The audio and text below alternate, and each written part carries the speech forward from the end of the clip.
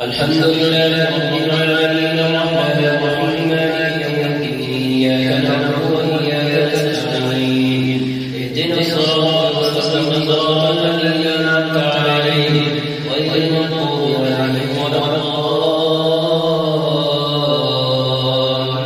الضالين آمين.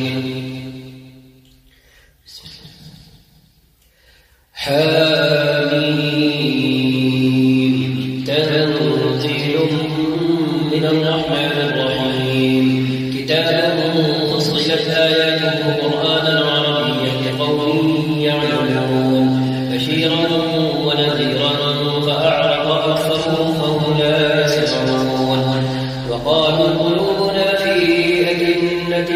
مما تدعونا إليه وفي آذاننا وقر ومن بيننا وبينك حجاب فاعمل إننا عاملون قل إنما أنا بشر مثلكم يوحى إلي أنما إلهكم إله واحد فاستقيموا إليه واستغفروه وويل للمشركين الذين لا يؤتون الزكاة وهم بالآخرة هم كافرون قل أئنكم لتكفرون بالذي خلق الأرض في يومين وتجعلون له أندادا ذلك رب العالمين وجعل فيها رواسي من فوقها وبارك فيها وقدر فيها أقواتها في 4 أيام سواء للسائلين ثم استوى إلى السماء وهي دخان فقال لها وللأرض ائتيا طوعا أو كرها قالتا أتينا طائعين فقضاهن 7 سماوات في يومين وأوحى في كل سماء أمرها وزينا السماء الدنيا بمصابيح وحفظا ذلك تقدير العزيز العليم فإن أعرضوا فقل أنذرتكم صاعقة مثل صاعقة عاد وثمود إذ جاءتهم الرسل من بين أيديهم ومن خلفهم ألا تعبدوا إلا الله قالوا لو شاء ربنا لأنزل ملائكة فإنا بما أرسلتم به كافرون فأما عاد فاستكبروا في الأرض بغير الحق وقالوا من أشد منا قوة أولم يروا أن الله الذي خلقهم هو أشد منهم قوة وكانوا بآياتنا يجحدون فأرسلنا عليهم ريحا صرصرا في أيام نحسات لنذيقهم عذاب الخزي في الحياة الدنيا فأرسلنا عليهم ريحا صرصرا في أيام نحسات لنذيقهم عذاب الخزي في الحياة الدنيا ولعذاب الآخرة أخزى وهم لا ينصرون وأما ثمود فهديناهم فاستحبوا العمى على الهدى فأخذتهم صاعقة العذاب الهون بما كانوا يكسبون ونجينا الذين آمنوا وكانوا يتقون ويوم يحشر أعداء الله إلى النار فهم يوزعون حتى إذا ما جاءوها شهد عليهم سمعهم وأبصارهم وجلودهم بما كانوا يعملون وقالوا لجلودهم لم شهدتم علينا قالوا أنطقنا الله الذي أنطق كل شيء وهو خلقكم أول مرة وإليه ترجعون وما كنتم تستطيعون أن يشهد عليكم سمعكم ولا أبصاركم ولا جلودكم ولكن ظننتم أن الله لا يعلم كثيرا مما تعملون وذلكم ظنكم الذي ظننتم بربكم أرداكم فأصبحتم من الخاسرين فإن يصبروا فالنار مسوى لهم وإن يستعجبوا فما هم من المعتدين وقيضنا لهم قرناء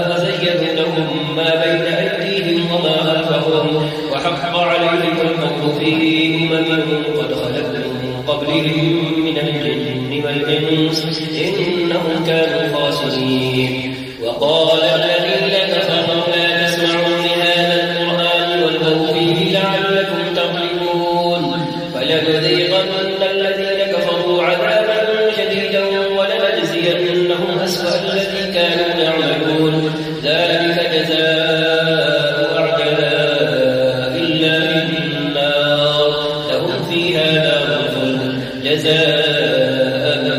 بما كانوا بآياتنا يجحدون. وقال الذين كفروا ربنا أرنا الذين ضلالا من الجن والإنس نجعلهما تحت أقدامنا ليكونا من الأسفلين.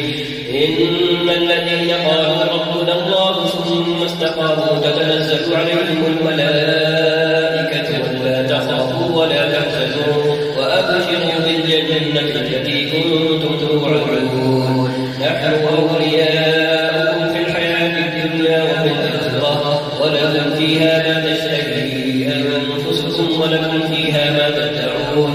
نزلا من غفور رحيم. ومن أحسن قولا ممن دعا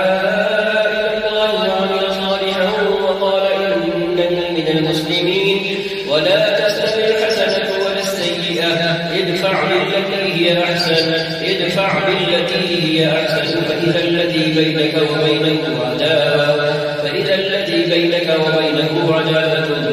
كأنه ولي حميم. وما يلقاها إلا الذين صبروا وما يلقاها إلا ذو حظ عظيم. وإما ينزغنك من الشيطان نزغ فاستعذ بالله إنه هو السميع العليم. ومن آياته الليل والنهار والشمس والقمر لا تسجدوا للشمس ولا للقمر واسجدوا لله الذي خلقهن إن كنتم إياه تعبدون. فإن استكبروا فالذين عند ربك يسبحون له بالليل والنهار وهم لا يسأمون. ومن آياته أنك ترى الأرض خاشعة فإذا أنزلنا عليها الماء اهتزت وربت إن الذي أحياها لمحيي الموتى إنه على كل شيء قدير. إن الذين يلحدون في آياتنا لا يخفون علينا أفمن يلقى في النار خير أم من يأتي آمنا يوم القيامة اعملوا ما شئتم إنه بما تعملون بصير. إن الذين كفروا بالذكر لما جاءهم وإنه لكتاب عزيز لا يأتيه الباطل من بين يديه ولا من خلفه تنزيل من حكيم حميد. ما يقال لك إلا ما قد قيل للرسل من قبلك إن ربك لذو مغفرة وذو عقاب أليم. ولو جعلناه قرآنا أعجميا لقالوا لولا فصلت آياته أعجمي وعربي قل هو للذين آمنوا هدى وشفاء والذين لا يؤمنون في آذانهم وقر وهو عليهم عمى أولئك ينادون من مكان بعيد. ولقد آتينا موسى الكتاب فاختلف فيه ولولا كلمة سبقت من ربك لقضي بينهم وإنهم لفي شك منه مريب. من عمل صالحا فلنفسه ومن أساء فعليها وما ربك بظلام للعبيد.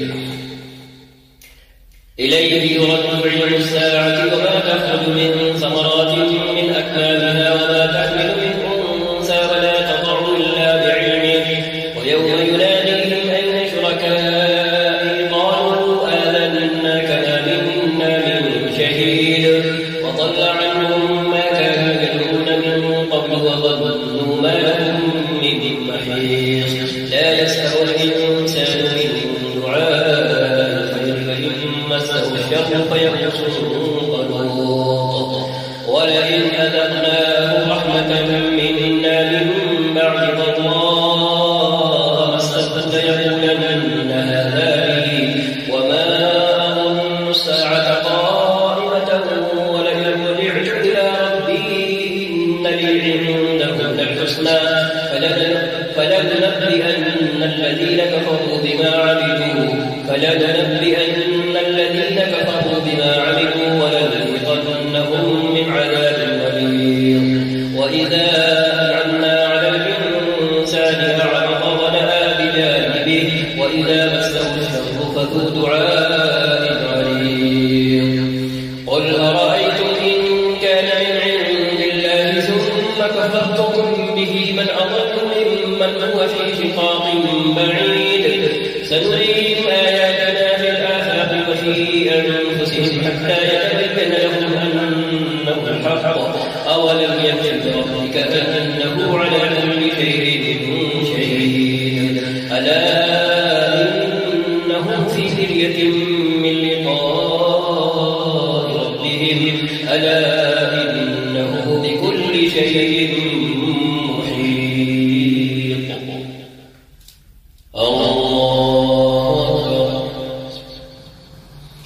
الحمد لله رب العالمين الرحمن الرحيم مالك يوم الدين إياك نعبد وإياك نستعين اهدنا الصراط المستقيم صراط الذين أنعمت عليهم غير المغضوب عليهم ولا الضالين آمين.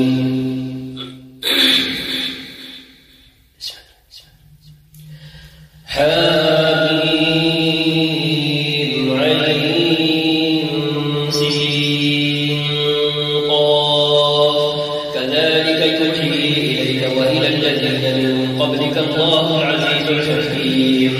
له ما في السماوات وما في الأرض وهو العلي العظيم. تكاد السماوات يتفطرن من فوقهن والملائكة يسبحون بحمد ربهم ويستغفرون لمن في الأرض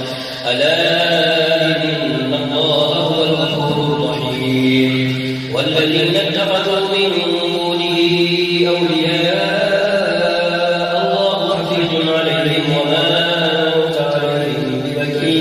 وكذلك أوحينا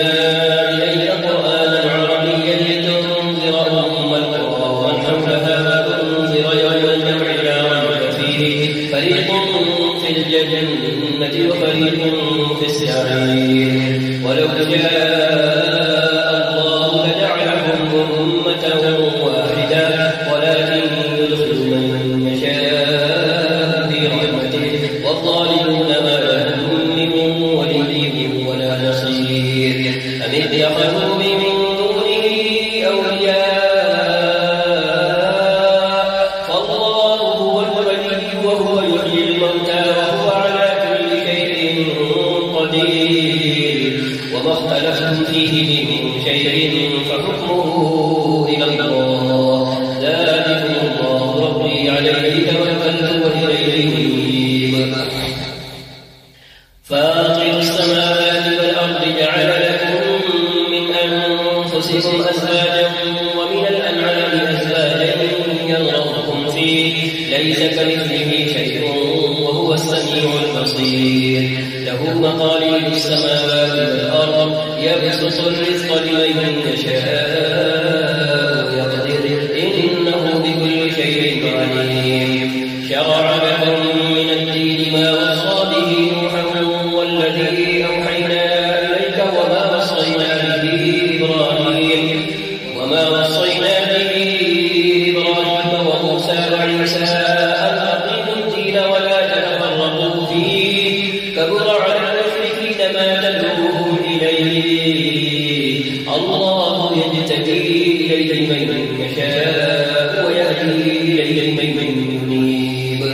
وما تفرقوا إلا من بعد ما جاءهم العلم بغيا بينهم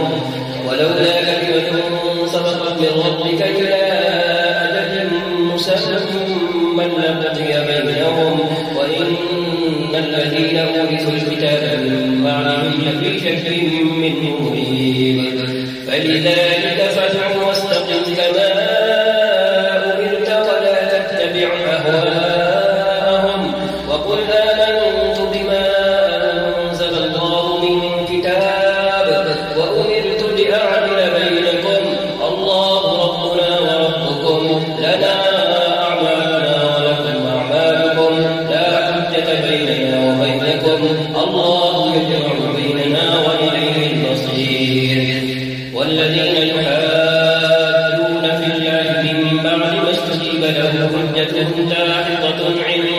ربهم وعليهم غضب ولهم عذاب شديد. الله الذي أنزل الكتاب بالحق والميزان وما يدريك لعل الساعة قريب. الله الذي أنزل الكتاب بالحق والميزان وما يدريك لعل الساعة قريب. يستعجل بها الذين لا يؤمنون بها والذين آمنوا مشفقون منها ويعلمون أنها الحق. ألا إن الذين يمارون في الساعة لفي ضلال بعيد. الله لطيف بعباده يرزق من يشاء وهو القوي العزيز. من كان يريد حرث الآخرة نزد له في حرثه ومن كان يريد حرث الدنيا نؤته منها وما له في الآخرة من نصيب. أم لهم شركاء شرعوا لهم من الدين ما لم يأذن به الله ولولا كلمة الفصل لقضي بينهم وإن الظالمين لهم عذاب أليم. ترى الظالمين مشفقين مما كسبوا وهو واقع بهم والذين آمنوا وعملوا الصالحات في روضات الجنات لهم ما يشاءون عند ربهم ذلك هو الفضل الكبير. ذلك الذي يبشر الله عباده الذين آمنوا وعملوا الصالحات. قل لا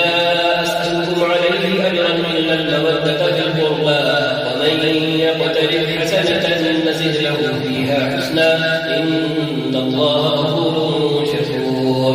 أم يقولون افترى على الله كذبا فإن يشاء الله يختم على قلبك ويمحو الله الباطل ويحق الحق بكلماته إنه عليم بذات الصدور. وهو الذي يقبل التوبة عن عباده ويعفو عن السيئات ويعلم ما تفعلون ويستجيب الذين آمنوا وعملوا الصالحات ويزيدهم من فضله والكافرون لهم عذاب شديد. ولو بسط الله الرزق لعباده لبغوا في الأرض ولكن ينزل بقدر ما يشاء إنه بعباده خبير بصير. وهو الذي ينزل الغيث من بعد ما قنطوا وينشر رحمته وهو الولي الحميد. ومن آياته خلق السماوات والأرض وما بث فيهما من دابة وهو على جمعهم إذا يشاء قدير. وما أصابكم من مصيبة فبما كسبت أيديكم ويعفو عن كثير. وما أنتم بمعجزين في الأرض وما لكم من دون الله ولي ولا نصير. ومن آياته الجوار في البحر كالأعلام إن يشأ يسكن الريح فيظللن رواكد على ظهره إن في ذلك لآيات لكل صبار شكور. أو يوبقهن بما كسبوا ويعفو عن كثير ويعلم الذين يجادلون في آياتنا ما لهم من محيص. فما أوتيتم من شيء فمتاع الحياة الدنيا وما عند الله خير وأبقى للذين آمنوا وعلى ربهم يتوكلون. والذين يجتنبون كبائر الإثم والفواحش وإذا ما غضبوا هم يغفرون. والذين يجتنبون كبائر الإثم والفواحش وإذا ما غضبوا هم يغفرون. والذين استجابوا لربهم وأقاموا الصلاة وأمرهم شورى بينهم ومما رزقناهم ينفقون. والذين إذا أصابهم البغي هم ينتصرون. وجزاء سيئة مثلها فمن عفا وأصلح فأجره على الله إنه لا يحب الظالمين. الظالمين ولمن انتصر بعد ظلمه فأولئك ما عليهم من سبيل إنما السبيل على الذين يظلمون الناس ويبغون في الأرض بغير الحق أولئك لهم عذاب أليم ولمن صبر وغفر إن ذلك لمن عزم الأمور ومن يضلل الله فما له من ولي من بعده وترى الظالمين لما رأوا العذاب يقولون هل إلى مرد من سبيل وتراهم يعرضون عليها خاشعين من الذل ينظرون من طرف خفي وقال الذين آمنوا إن الخاسرين الذين خسروا أنفسهم وأهليهم يوم القيامة ألا إن الظالمين في عذاب مقيم وما كان لهم من أولياء ينصرونهم من دون الله ومن يضلل الله فما له من سبيل استجيبوا لربكم من قبل أن يأتي يوم لا مرد له من الله ما لكم من ملجأ يومئذ وما لكم من نكير فإن أعرضوا فما أرسلناك عليهم حفيظا إن عليك إلا البلاغ وإنا إذا أذقنا الإنسان منا رحمة فرح بها وإن تصبهم سيئة بما قدمت أيديهم فإن الإنسان كفور لله ملك السماوات والأرض يخلق ما يشاء يهب لمن يشاء إناثا ويهب لمن يشاء الذكور أو يزوجهم ذكرانا وإناثا ويجعل من يشاء عقيما إنه عليم قدير وما كان لبشر أن يكلمه الله إلا وحيا وما كان لبشر أن يكلمه الله إلا وحيا أو من وراء حجاب أو يرسل رسولا فيوحي بإذنه ما يشاء إنه علي حكيم وكذلك أوحينا إليك روحا من أمرنا ما كنت تدري ما الكتاب ولا الإيمان ولكن جعلناه نورا نهدي به من نشاء من عبادنا وإنك لتهدي إلى صراط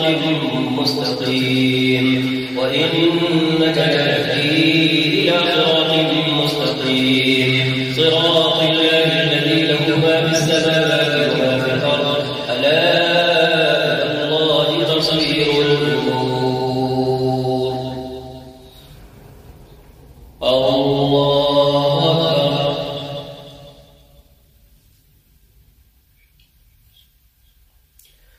الحمد لله رب العالمين الرحمن الرحيم مالك يوم الدين إياك نعبد وإياك نستعين اهدنا الصراط المستقيم صراط الذين أنعمت عليهم غير المغضوب عليهم ولا الضالين آمين حامين والكتاب المبين إنا جعلناه قرآنا عربيا لعلكم تعقلون وإنه في أم الكتاب لدينا لعلي حكيم أفنضرب عنكم الذكر صفحا أن كنتم قوما مسرفين وكم أرسلنا من نبي في الأولين وما يأتيهم من نبي إلا كانوا به يستهزئون فأهلكنا أشد منهم بطشا ومضى مثل الأولين ولئن سألتهم من خلق السماوات والأرض ليقولن خلقهن العزيز العليم الذي جعل لكم الأرض مهدا وجعل لكم فيها سبلا لعلكم تهتدون والذي نزل من السماء ماء بقدر فأنشرنا به بلدة ميتا كذلك تخرجون والذي خلق الأزواج كلها وجعل لكم من الفلك والأنعام ما تركبون لتستووا على ظهوره ثم تذكروا نعمة ربكم إذا استويتم عليه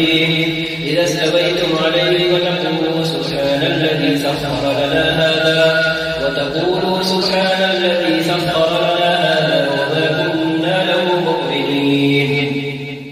وإنا إلى ربنا لمنقلبون لتستووا على ظهوره ثم تذكروا نعمة ربكم إذا استويتم عليه وتقولوا سبحان الذي سخر لنا هذا وما كنا له مقرنين وإنا إلى ربنا لمنقلبون وجعلوا له من عباده جزءا إن الإنسان لكفور مبين أم اتخذ مما يخلق بنات وأصفاكم بالبنين وإذا ذكر أحدهم بما ضرب للرحمن مثلا ظل بلده مستكبرا وهو كظيم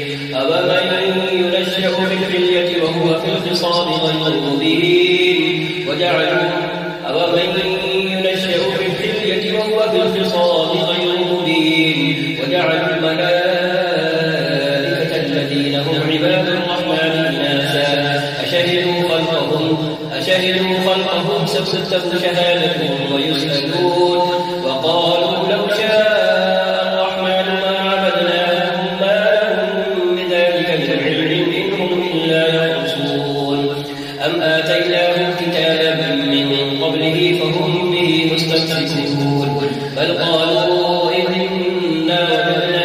آباءنا على أمة وإنا على آثارهم مهتدون وكذلك ما أرسلنا من قبلك في قرية من نذير إلا قال مترفوها إنا وجدنا آباءنا على أمة وإنا على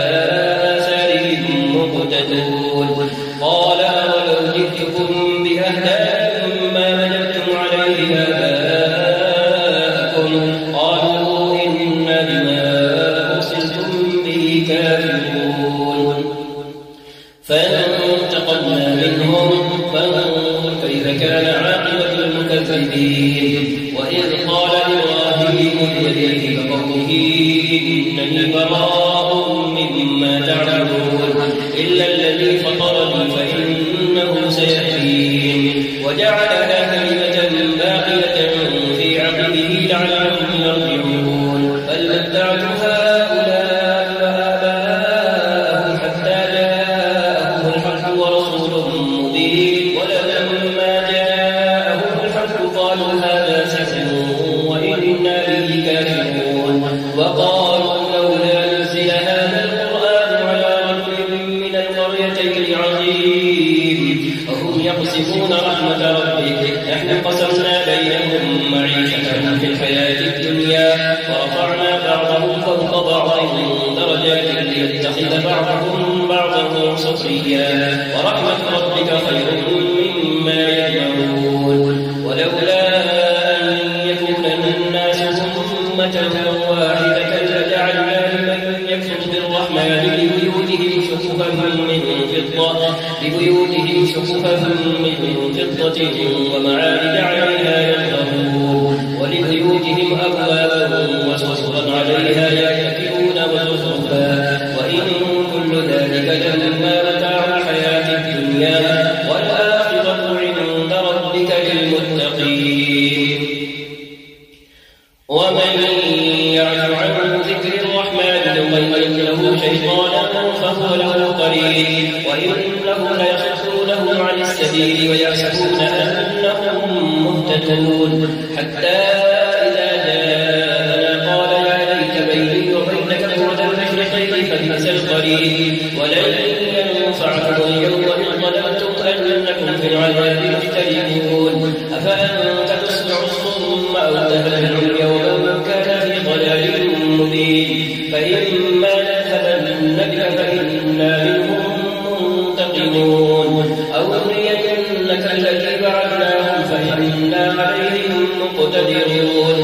فاستمسك بالذي أوحي إليك إنك على صراط مستقيم وإنه لذكر لك ولقومك وسوف تسألون واسأل من أرسلنا من قبلك من رسلنا أجعلنا من دون الرحمن آلهة يعبدون ولقد أرسلنا موسى بآياتنا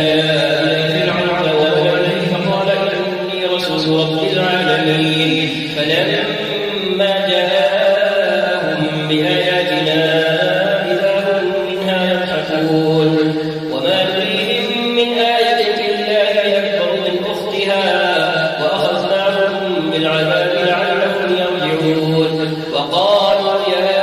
أيها الساحر ادع لنا ربك بما عهد عندك إننا لمهتدون فلما كشفنا عنهم العذاب إذا هم ينكثون ونادى فرعون في قومه قال يا قوم أليس لي ملك مصر وهذه الأنهار تجري من تحتي أفلا تبصرون أم أنا خير من هذا الذي هو مهين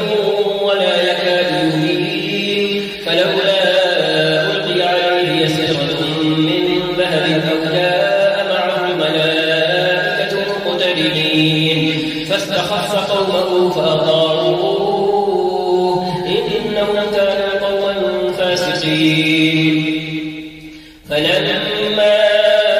آسفونا انتقمنا منهم فأغرقناهم أجمعين فجعلناهم سلفا ومثلا للآخرين ولما ضرب ابن مريم مثلا إذا قومك منه يصدون وقالوا أآلهتنا خير أم هو ما ضربوه لك إلا جدلا بل هم قوم خصمون إن هو إلا عبد أنعمنا عليه فجعلناه مثلا لبني إسرائيل ولو نشاء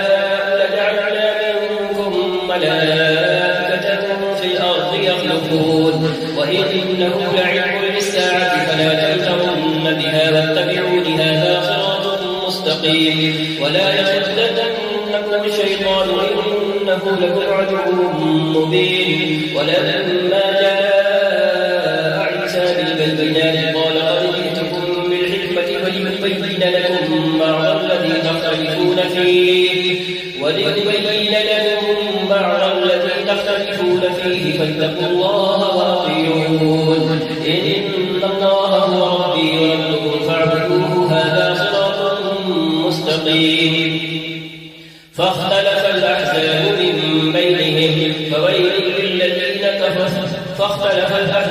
من بينهم فويل للذين ظلموا من عذاب يوم أليم هل ينظرون إلا الساعة أن تأتيهم بغتة وهم لا يشعرون الأخلاء يومئذ بعضهم لبعض عدو إلا المتقين يا عباد لا خوف عليكم اليوم ولا أنتم تحزنون الذين آمنوا بآياتنا وكانوا مسلمين ادخلوا الجنة أنتم وأزواجكم تحبرون يطاف عليهم بصحف من ذهب وأكواب وفيها ما تشتهيه الأنفس وتلذ الأعين وأنتم فيها خالدون وتلك الجنة التي أورثتموها بما كنتم تعملون لكم فيها فاكهة كثيرة منها تأكلون إن المجرمين في عذاب جهنم خالدون لا يفتر عنهم وهم فيه مبلسون وما ظلمناهم ولكن كانوا هم الظالمين ونادوا يا مالك ليقض علينا ربك قال إنكم ماكثون لقد جئناكم بالحق ولكن أكثركم للحق كارهون أم أبرموا أمرا فإنا مبرمون أم يحسبون أننا لا نسمع سرهم ونجواهم فلا ورسلنا لديهم يكتبون قل إن كان للرحمن ولد فأنا أول العابدين سبحان رب السماوات والأرض رب العرش عما يصفون فذرهم يخوضوا ويلعبوا حتى يلاقوا يومهم الذي يوعدون وهو الذي في السماء إله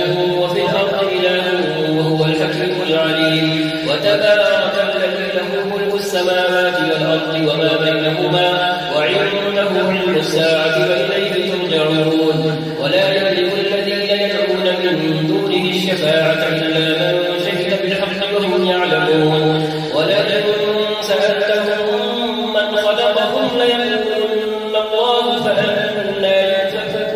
يؤفكون وقيله يا رب إن هؤلاء قوم لا يؤمنون فاصفح عنهم وقل سلام فسوف يعلمون.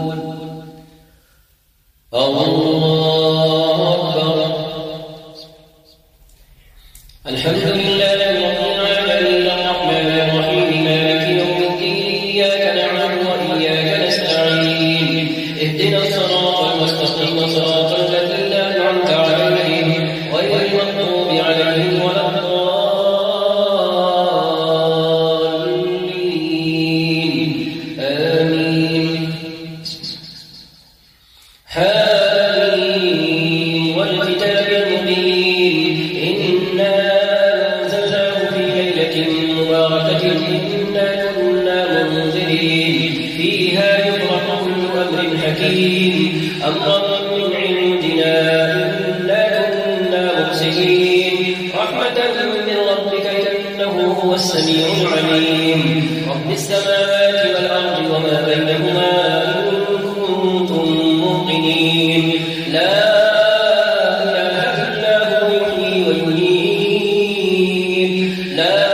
إله إلا هو يحيي ويميت ربكم ورب آبائكم الأولين بل هم في شك يلعبون فارتقب يوم تأتي السماء بدخان مبين يغشى الناس هذا عذاب أليم ربنا اكشف عنا العذاب إنا مؤمنون أنا لهم الذكرى وقد جاءهم رسول مبين ثم تولوا عنه وقالوا معلم مجنون إنا كاشف العذاب قليلا إنكم عائدون إنا كاشف العذاب قليلا إنكم عائدون يوم نبطش البطشة الكبرى إنا منتقمون ولقد فتنا قبلهم قوم فرعون وجاءهم رسول كريم أن أدوا إلي عباد الله إني لكم رسول أمين وألا تعلوا على الله إني آتيكم بسلطان مبين وإني عذت بربي وربكم أن ترجمون وإن لم تؤمنوا لي فاعتزلون فدعا ربه أن هؤلاء قوم مجرمون فأسر بعبادي ليلا إنكم متبعون واترك البحر رهوا إنهم جند مغرقون كم تركوا من جنات وعيون وزروع ومقام كريم ونعمة كانوا فيها فاكهين كذلك وأورثناها قوما آخرين فما بكت عليهم السماء والأرض وما كانوا منظرين ولقد نجينا بني إسرائيل من العذاب المهين من فرعون إنه كان عاليا من المسرفين ولقد اخترناهم على علم على العالمين وآتيناهم من الآيات ما فيه بلاء مبين إن هؤلاء ليقولون إن هي إلا موتتنا الأولى وما نحن بمنشرين إن هي إلا موتتنا الأولى وما نحن بمنشرين فأتوا بآبائنا إن كنتم صادقين أهم خير أم قوم تبع والذين من قبلهم أهلكناهم إنهم كانوا مجرمين وما خلقنا السماوات والأرض وما بينهما لاعبين وما خلقنا السماوات والأرض وما بينهما لاعبين ما خلقناهما إلا بالحق ولكن أكثرهم لا يعلمون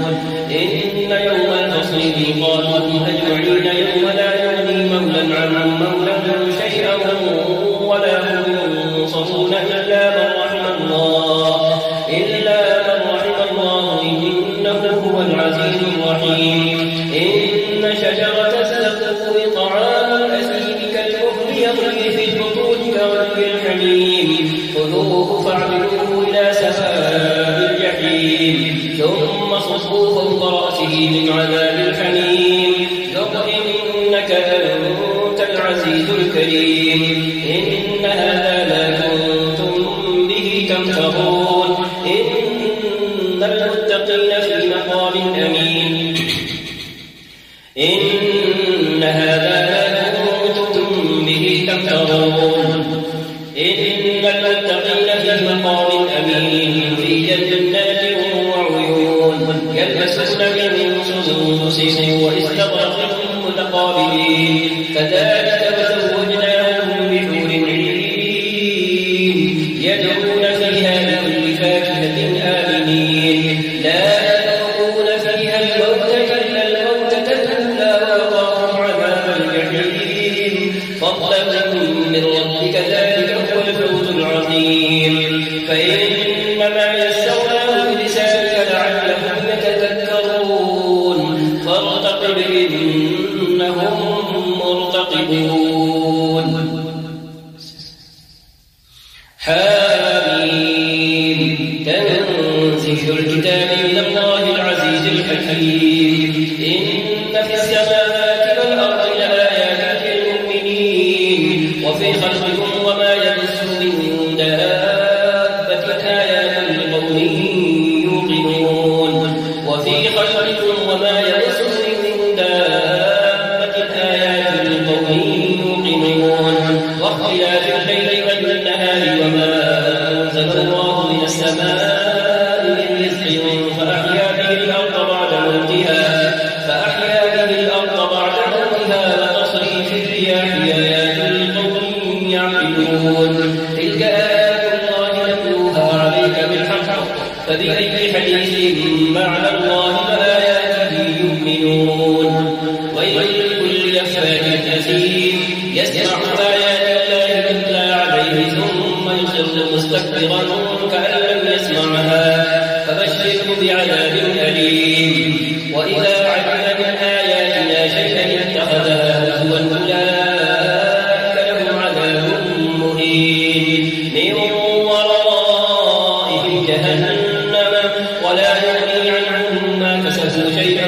ولا اتخذوا من دون الله أولياء ولهم عذاب عظيم هذا هدى والذين كفروا بآيات ربهم لهم عذاب من رجز أليم الله الذي سخر لكم البحر لتجري الفلك فيه بأمره ولتبتغوا من فضله ولعلكم تشكرون وسخر لكم ما في السماوات وما في الأرض جميعا منه إن في ذلك لآيات لقوم يتفكرون قل للذين آمنوا يغفروا للذين لا يرجون أيام الله ليجزي قوما بما كانوا يكسبون من عمل صالحا فلنفسه ومن أساء فعليها ثم إلى ربكم ترجعون ولقد آتينا بني إسرائيل الكتاب والحكم والنبوة ورزقناهم من الطيبات وفضلناهم على العالمين وآتيناهم بينات من الأمر فما اختلفوا إلا من بعد ما جاءهم العلم بغيا بينهم إن ربك يقضي بينهم يوم القيامة فيما كانوا فيه يختلفون ثم جعلناك على شريعة من الأمر فاتبعها ولا تتبع أهواء الذين لا يعلمون إنهم لن يغنوا عنك من الله شيئا وإن الظالمين بعضهم أولياء بعض والله ولي المتقين هذا بصائر للناس هدى ورحمة لقوم يوقنون أم حسب الذين اجترحوا السيئات أن نجعلهم كالذين آمنوا أم حسب الذين اجترحوا السيئات أن نجعلهم كالذين آمنوا وعملوا الصالحات سواء محياهم ومماتهم ساء ما يحكمون وخلق الله السماوات والأرض بالحق ولتجزى كل نفس بما كسبت وهم لا يظلمون وخلق الله السماوات والأرض بالحق ولتجزى كل نفس بما كسبت وهم لا يظلمون أفرأيت من اتخذ إلهه هواه وأضله الله على علم وختم على سمعه وقلبه وجعل على بصره غشاوة فمن يهديه من بعد الله فلا تذكرون وقالوا ما هي إلا حياتنا الدنيا نموت ونحيا وما يهلكنا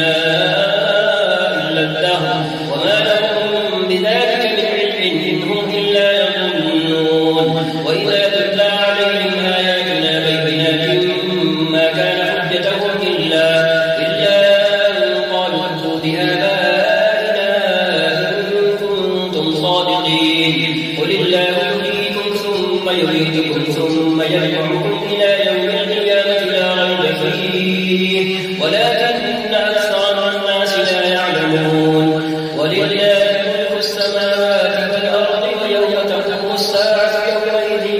يخسر المبطلون وترى كل أمة جاثية كل أمة تدعى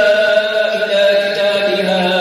اليوم تجزون ما كنتم تعملون هذا كتابنا ينطق عليكم بالحق إنا كنا نستنسخ ما كنتم تعملون فأما الذين آمنوا وعملوا الصالحات فيدخلهم ربهم في رحمته ذلك هو الفوز المبين وأما الذين كفروا أفلم تكن آياتي تتلى عليكم فاستكبرتم وكنتم قوما مجرمين وإذا قيل إن وعد الله حق والساعة لا ريب فيها قلتم ما ندري ما الساعة إن نظن إلا ظنا وما نحن بمستيقنين وبدا لهم سيئات ما عملوا وحاق بهم ما كانوا به يستهزئون وقيل اليوم ننساكم كما نسيتم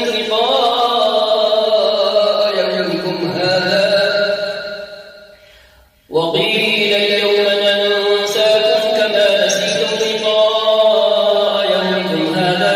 ومأواكم النار وما لكم من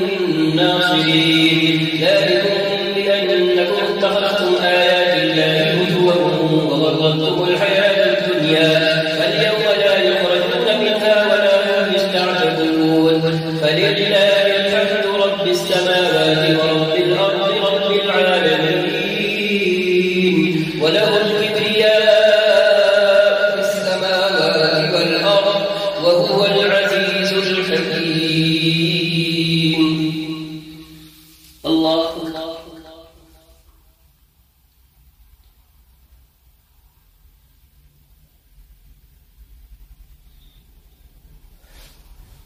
سمع الله لمن حمده. الله أكبر.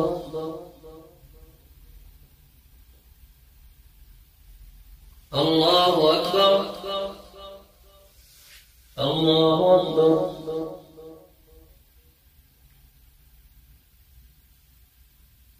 الله أكبر.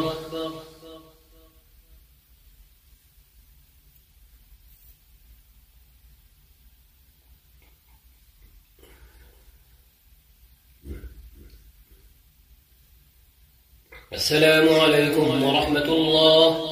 السلام عليكم ورحمة الله.